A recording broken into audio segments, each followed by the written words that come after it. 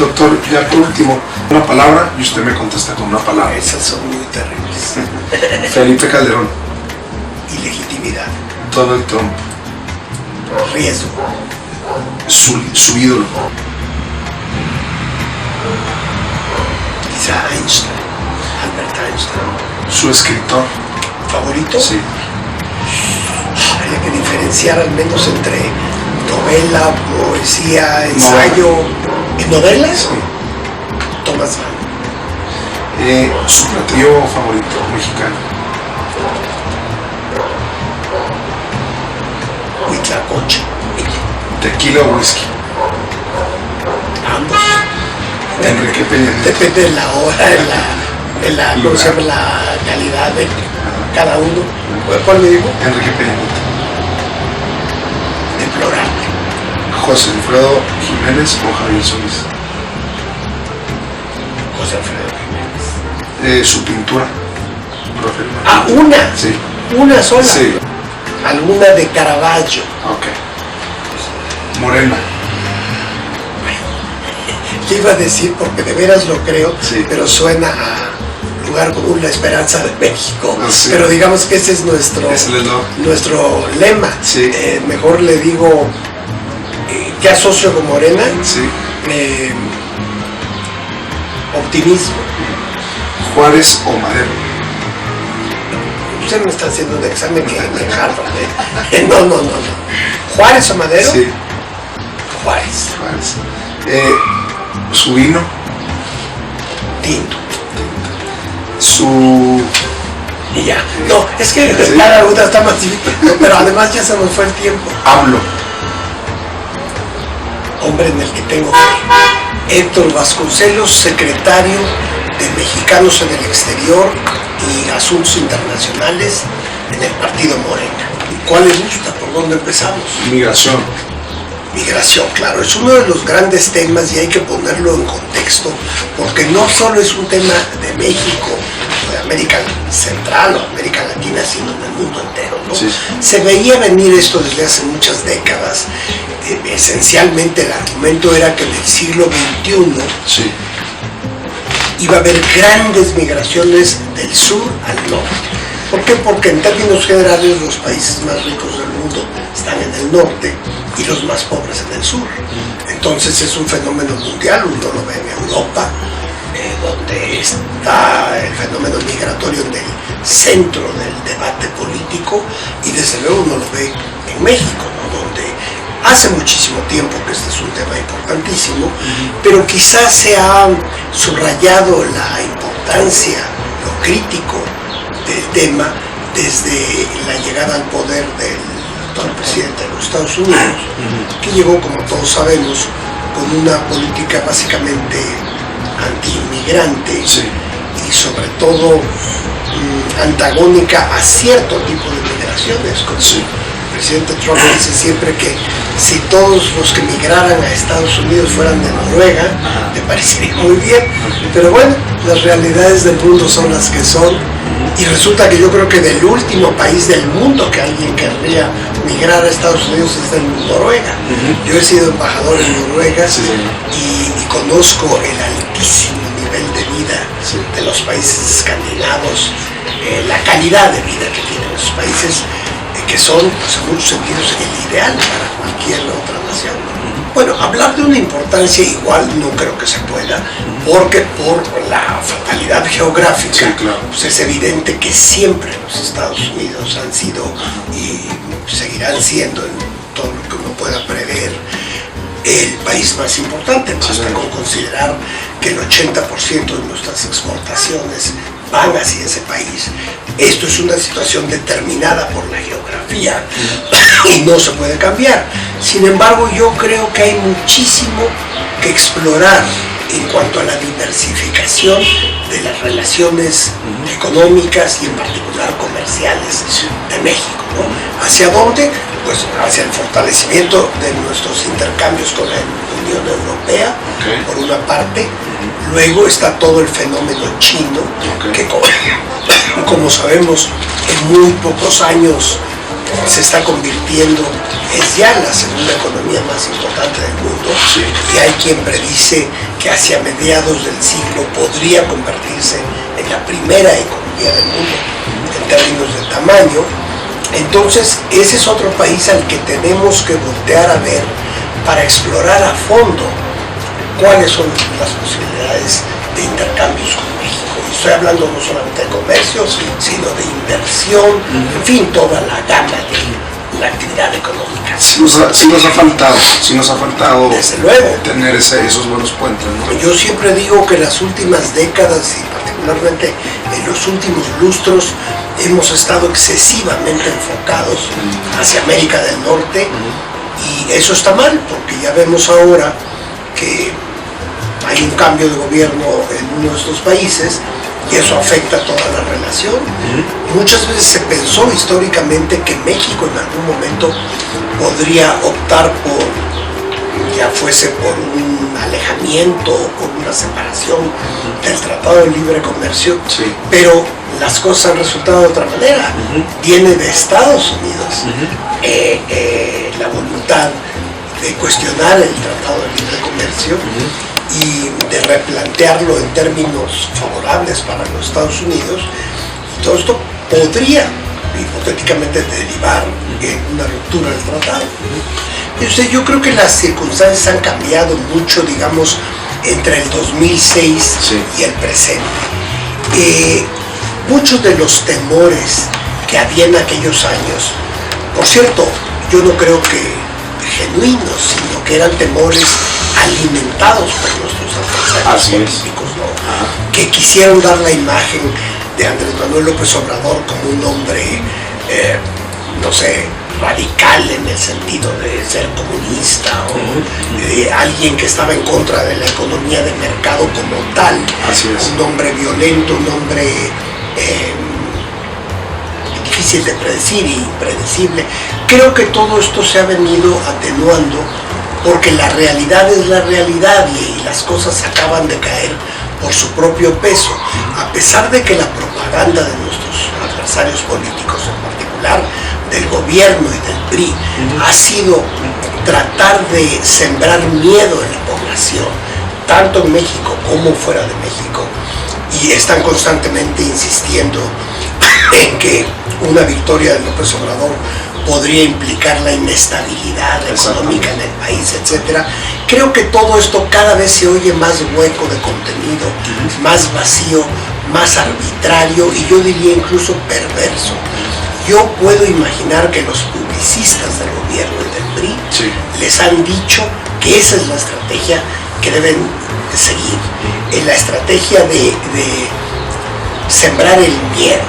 Pero tanto dentro de México como fuera, y yo estoy en contacto constante con países, con diversos sectores de países extranjeros, cada vez es mayor la convicción de que hay que voltear a ver cómo gobernó López Obrador la Ciudad de México. No hubo ninguno de los defectos que se le imputan en estas campañas de odio y de miedo. Y por eso yo no creo realmente que en las condiciones de 2018 pudiera haber alguna crisis económica como resultado del miedo inducido por nuestros adversarios.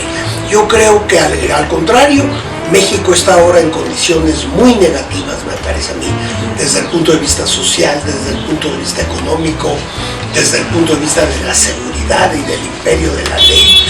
Entonces, un gobierno que en primer lugar surja realmente de las urnas, de la voluntad de los ciudadanos, y que por otro lado sea un gobierno que introduzca elementos de estabilidad en México, como serían la eliminación de la corrupción, el combate a la inseguridad,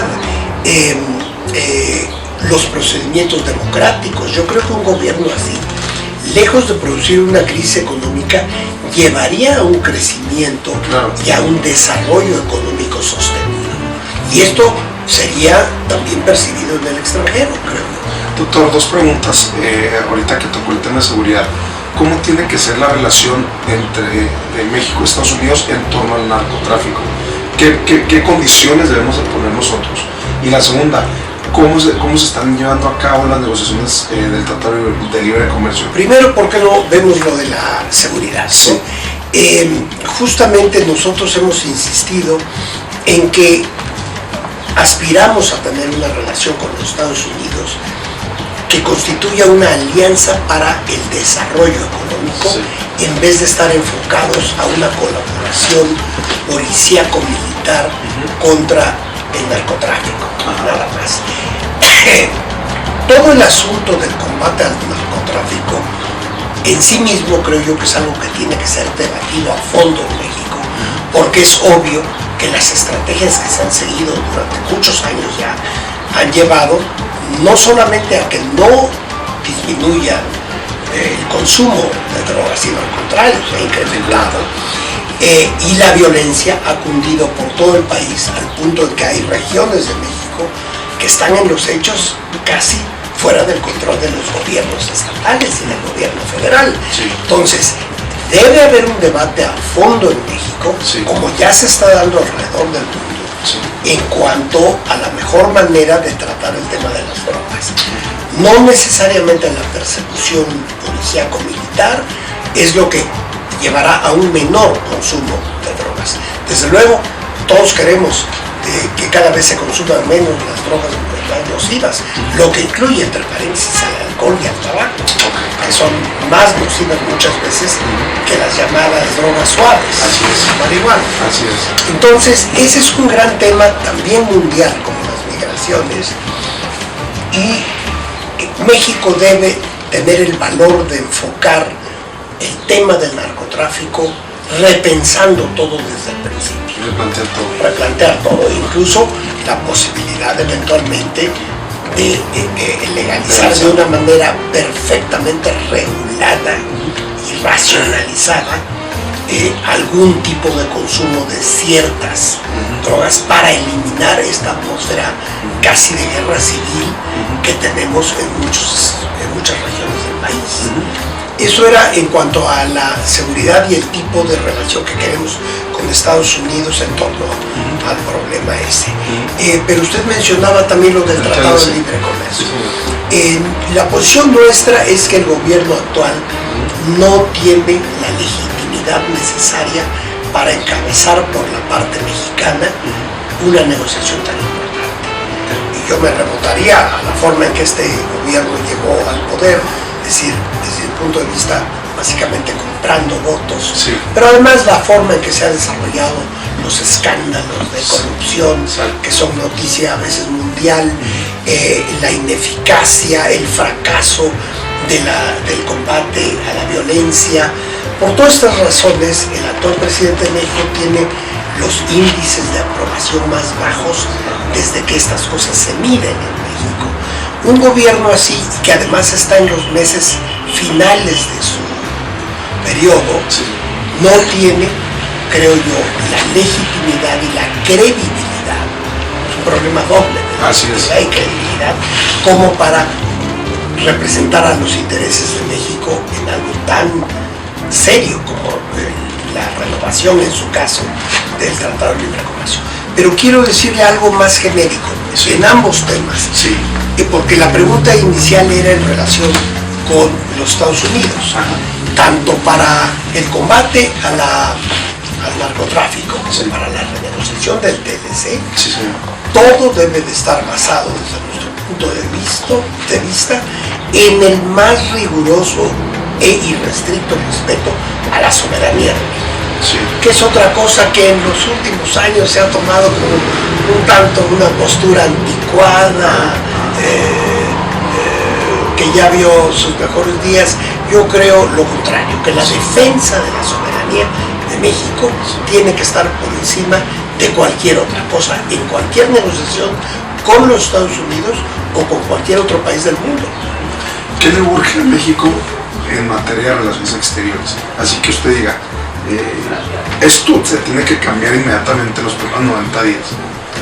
Bueno, una cosa sería justamente el tener todo enfocado hacia los Estados Unidos y el norte de América, ¿no? Tenemos que darnos cuenta de que el mundo es inmenso, es muy amplio y las posibilidades para México están en todas partes. Hace rato hablábamos de China, Sí. pero no solamente está China ni la Unión Europea, está la India con su peso demográfico y con sus regiones altamente desarrolladas, especialmente en lo tecnológico. Está el resto de América Latina. Tenemos que recuperar nuestra membresía orgullosa, que es obvia por razones culturales en América Latina. Incluso en África hay posibilidades por explorar. Me estoy refiriendo a Sudáfrica y a algunos otros países de aquel continente que históricamente ha sido pues, prácticamente olvidado por mí. Esas serían algunas de las cuestiones. La otra es interna. A mí me parece que ha llegado la hora de reorganizar la Secretaría de Relaciones Exteriores, apoyando a los niveles primarios, digamos, a los niveles, no quiero usar la palabra bajos porque eso suena peyorativo, pero a los niveles de abajo para arriba del servicio exterior mexicano, dándoles mejores, buscando la manera de que tengan mejores condiciones de trabajo. Y en cambio creo yo que habría que congelar los emolumentos y las prerrogativas, a veces los dispendios de los altos niveles de la diplomacia mexicana. Como en toda la nación, hay que tener una austeridad radical arriba y apoyar económicamente a lo de abajo. Yo creo que en la medida en que México tenga un gobierno con una verdadera observancia de los derechos, en la que no ocurran tragedias como la de Ayotzinapa, un México en que exista un verdadero Estado de Derecho, en que haya sido eliminada o esté en vías de eliminarse la corrupción, eso hará que nuestra relación con las ONGs sea cada vez mejor, porque estaremos persiguiendo los mismos propósitos. Yo les puedo asegurar que un gobierno encabezado por el licenciado López Obrador tendría como prioridad la observancia, el respeto a los derechos humanos en todas sus vertientes, porque es un tema que tiene muchísimos ángulos, de modo que, si acaso, yo aspiraría a que tuviéramos una actividad conjunta con las ONGs, particularmente las que se dedican a los derechos humanos, puesto que tendríamos los mismos fines y también tendríamos el mismo interés en que no exista impunidad alguna ahí donde ocurran hechos violatorios de los derechos humanos. Muy bien, ¿no? Pues para no alejarnos del tema energético, simplemente en esa área tenemos que ver cada día más, aunque estos ya no son temas estrictamente hablando de la diplomacia mexicana, más bien son temas para la Secretaría de Hacienda y la Secretaría de Economía, pero yo creo que tenemos que explorar las energías alternativas, que son el futuro. El petróleo, en términos históricos generales, yo creo que cada vez pierde más importancia, cada vez es menos importante, y lo que está surgiendo y tiene que surgir si hemos de preservar el planeta son las formas de energía alternativa, llámese la solar, la eólica, etcétera, etcétera. Cada día nuevos inventos. Ya usted que la tecnología se desarrolla de una manera geométrica en estos días, por fortuna, y se encuentran nuevas maneras de usar, de tener energía sin echar mano de las formas antiguas que llevaron a la contaminación del planeta a un punto en que el calentamiento global es hoy, desde mi punto de vista, el mayor problema que enfrenta la humanidad. Pone en peligro la supervivencia de la especie y de la cultura. Usted lo dice en el contexto de la historia de México, porque si no, pues tendrían otras cosas a la mente. 38, claro, uno de los mejores momentos del nacionalismo mexicano, donde México tomó decisiones determinantes para las décadas subsecuentes y para todo el imaginario mexicano. Me parece que la expropiación petrolera es y debe seguir siendo uno de los ejes del nacionalismo mexicano. en el que yo creo mucho. Sí. Y luego me decía usted... 68. 68, la peor tragedia en que el régimen de ese momento, el PRI, por cierto, se volvió contra su propia juventud, contra probablemente los mejores muchachos de su generación, de esa generación que fue. Ahí el gobierno, concretamente un gobierno del PRI, se puso, en vez de llegar a acuerdos con lo mejor de una generación, los dejó y finalmente los asesinó en el terrible día del 2 de octubre, uno de los días más negros de nuestra historia. Y luego decía 88. 88, un intento importantísimo porque en México se diera la verdadera democracia, un proceso democrático genuino. Desgraciadamente no se logró en ese momento que se respetara la voluntad popular, que desde mi punto de vista favorecía en 88 al ingeniero Cárdenas. Y el 2018 creo que era la siguiente etapa sobre la que me preguntaba, pues el momento en que yo espero que finalmente haya un suficiente número de mexicanos que haga imposible otro fraude electoral, que haga imposible que se repita una cuestión como el 88. Y yo espero que finalmente en 2018 le demos un giro completamente distinto a la historia de México, porque esto va más allá de lo inmediato, ya en un contexto histórico amplio. Yo aspiro a que el 2018 sea visto como un vuelco importante en la dirección de crear una sociedad más justa, con menos problemas, con menos desigualdad económica y sin corrupción, que son los grandes problemas del país desde hace mucho tiempo, desde hace demasiado tiempo.